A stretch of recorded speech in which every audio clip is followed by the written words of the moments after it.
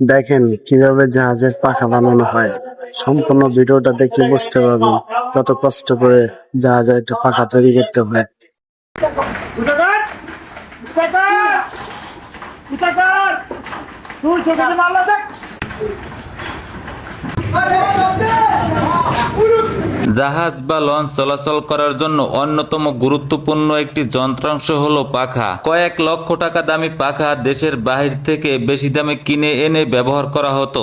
বাংলাদেশ নদীমাতৃক দেশ হওয়ার কারণে এক স্থান থেকে অন্য স্থানে যাওয়ার জন্য এবং পণ্য সরবরাহের জন্য লঞ্চ বা জাহাজের গুরুত্ব অপরিসীম। বড় বড় পিতলের প্লেটগুলো হাতুড়ির সাহায্যে বেঁকা করে দেওয়া হয় চুলার ভিতরে। 3 থেকে 4 ঘন্টা আগুনের তাপ দিয়ে গলিয়ে নেন। দক্ষ হাতের সাহায্যে মাটিতেই তৈরি করেন ডাইস। মাটির তৈরি ডাইসের ভিতরে গোলানো পিতল দিয়ে তৈরি করা হয় বড় বড় জাহাজের পাখা। এখানে তৈরি করা এক একটা পাখা 8 থেকে 10 লাখ টাকা বিক্রি করা হয়।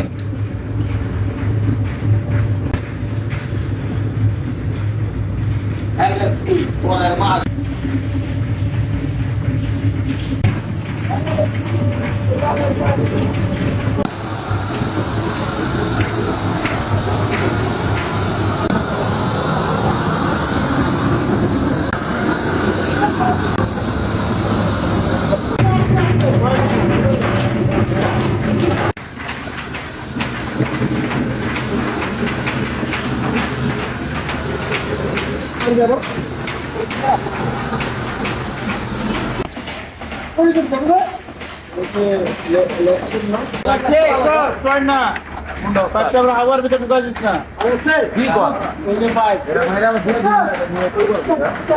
উঠাকার উঠাকার উঠাকার তুই ছোট মারলা দেখ।